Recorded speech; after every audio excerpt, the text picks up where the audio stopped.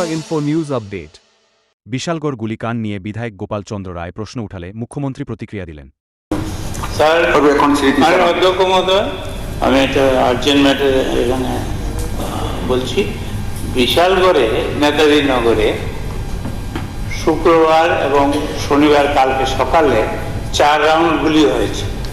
এটা একজন ঠিকাদার শ্রী অনুপ কুমার সাহার বাড়িতে। এই নিয়ে বিশাল আতঙ্ক বিশালগড়ে এবং সারা ত্রিপুরাতে আতঙ্ক সৃষ্টি করছে।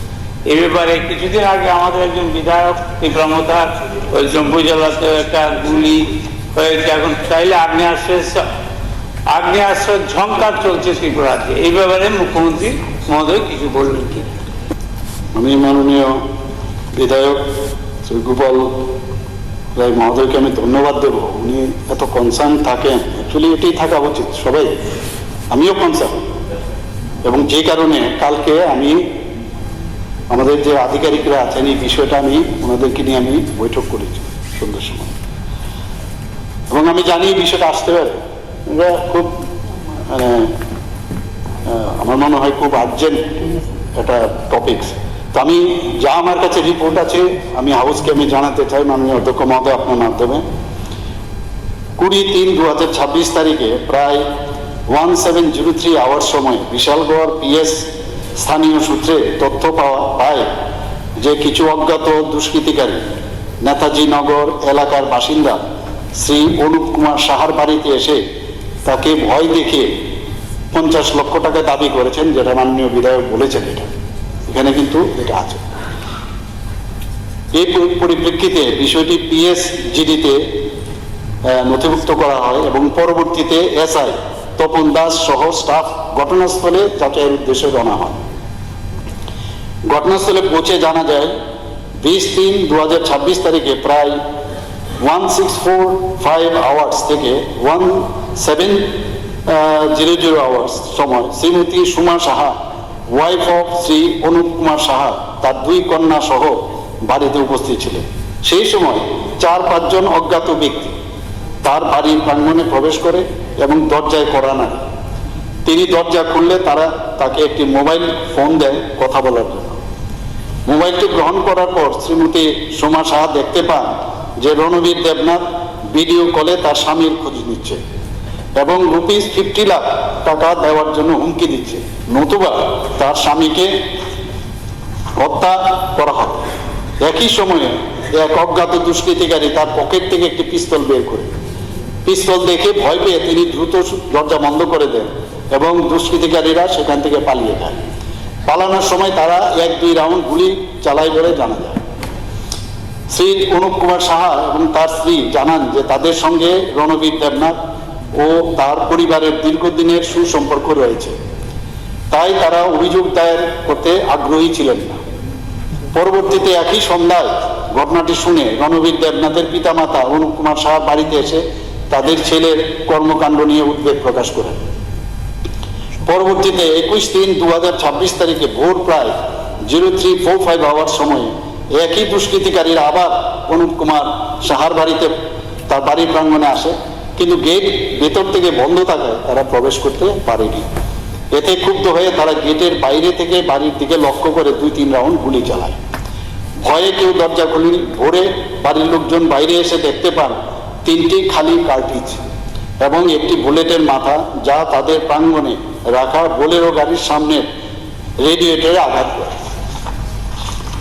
এরপর বিষয়টি বিশালগড় পিএস এবং প্রতিবেশীদের জানানো হয়। পরে শ্রী অনুপ কুমার সাহা জানতে পারেন যে তার প্রতিবেশীরাও গুলির শব্দ শুনেছেন। তথ্য প্রাপ্তির পর পিএস এর অফিসার ও স্টাফ ঘটনাস্থলে পৌঁছে তদন্ত করেন। ঘটনাস্থলে ঘিরে রেখে প্রমাণ সংরক্ষণ করেন এবং যেখানে খালি কার্ট্রিজ ও বুলেট পাওয়া যায় তা চিহ্নিত করেন। ফরেন্সিক টিমকে রিকুইজিশন পাঠানো হয়, উপস্থিত সাক্ষীদের জিজ্ঞাসাবাদ করা হয়। ফরেন্সিক টিমের পরিদর্শনের পর খালি কার্ট্রিজ ও বুলেট জব্দ করা হয়। এই ঘটনায় শ্রীমতী সুমা সাহা একটি লিখিত অভিযোগ তখন দায়ের করেন। শ্রীমতী সুমা সাহার লিখিত অভিযোগের ভিত্তিতে বিশালগড় পিএসএ একটি মামলা রুজু হয়। কেস নাম্বার এখানে আছে, পুরোটা আমার আশা করি বলার প্রয়োজন নেই। হ্যাঁ, case number 2026 BLG 024 dated 21/3/2026। Arms act আছে, এখানে সব লেখা আছে। তো মামলাটি তদন্তের জন্য SI মিঠু সাহার নিকট অর্পণ করা হয়।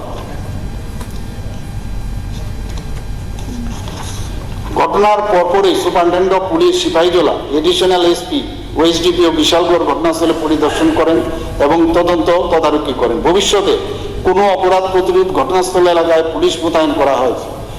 পুরো ঘটনার তদন্তের জন্য এডিশনাল SP সিপাহীজলার নেতৃত্বে একটি বিশেষ তদন্ত দল গঠন করা হয়েছে।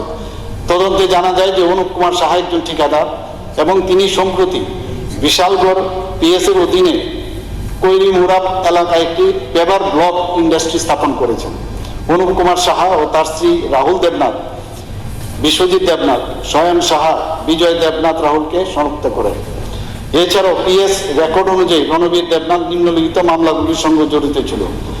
Bishalgarh PS case number 2025 BLG 024 dated 27/3/2025 এবং তার জন্য চার্জশিটও দাখিল করা হয়েছে।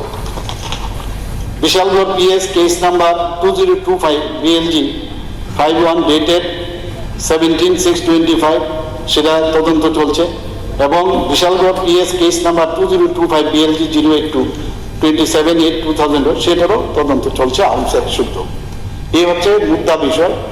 এবং যে বিষয়টা আপনারা বলছেন, এরপরে যা কাউকে আমি তো বললাম যে এই অবস্থার জন্য যদি দোষী মানে ওকে ধরার পর দোষী সাব্যস্ত তো কোর্ট করবে, কিন্তু ধরার ক্ষেত্রে কোনো অবস্থা আমি যা নির্দেশ দেওয়ার আমি কালকে দিয়েছি। এখানে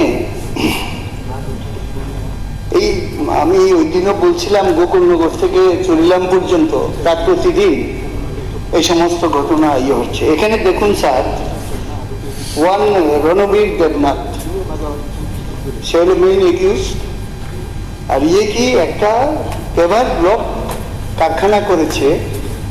অভিযোগ হলো তার থেকে 50 লক্ষ টাকা দাবি করেছে। 50 লক্ষ টাকা না দিলে তাহলে পরে তাকে খুন করা হবে এবং সেখানেই এই গুলিগুলো চলেছে। কাজেই ভিডিও কলে এগুলি সব এদের ধরা আছে। কাজেই এই যে রণবীর দেবনাথ, এখানে দেখা যায় তার বিরুদ্ধে আরো অনেক অভিযোগ এই বিশালগড়ের মধ্যে আছে। টোটালি এই যে এলাকা, এই এলাকা একটা আতঙ্কের মধ্যে আছে এবং রাজনৈতিক নেতৃত্বের সাথেই তার চলাফেরা প্রতিদিন সেটা দেখা যাচ্ছে। আচ্ছা, ঠিক আছে, সেটা দেখা যাচ্ছে। কাজে সেটা মাননীয় মুখ্যমন্ত্রী ওই দিনের বিষয়ে বলেছেন, উনি বিশেষভাবে দেখবেন, এটাই আমরা আশা রাখছি। হ্যাঁ, ওইটা দেখাতে হবে না, এটা সবাই জানে। ঠিক আছে, ঠিক আছে, ঠিক আছে, আশা রাখছি যে উনি ওই দিনও বলেছেন, ঠিক আছে, মানে সেইভাবে ব্যবস্থা গ্রহণ করার জন্য। To Tripura Info and press the bell icon so that you never miss any latest updates and news on Tripura.